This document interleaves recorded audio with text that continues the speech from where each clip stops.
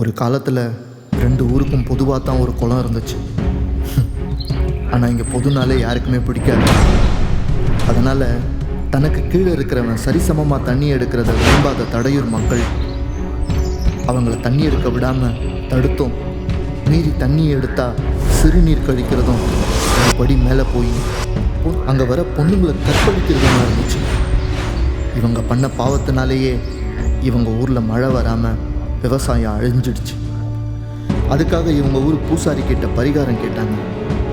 அதுக்கு அந்த பூசாரி அந்த ஊர் மக்களை தண்ணியை எடுக்க விடுறதால தான் நம்ம ஊருக்கு மழை வராமல் ஹீட் ஆகிடுச்சுன்னு சொல்லிட்டார். அதுக்காக இவங்க ஒரு ராட்சச முதலையை பிடிச்சிட்டு வந்து அந்த குளத்தில் விட்டுட்டாங்க. அதுக்கப்புறம் அங்கே யார் போனாலும் அந்த முதலை வேட்டையாட ஆரம்பிச்சிச்சு. அந்த குளம் கடைசியாக யாருக்குமே உபயோகம் இல்லாமல் ரத்தக்கரை படிஞ்ச சபிக்கப்பட்ட குளமாகவே மாறிடுச்சு. அதுக்கப்புறம் அந்த ஊர் பூசாரியும் இறந்துட்டார்.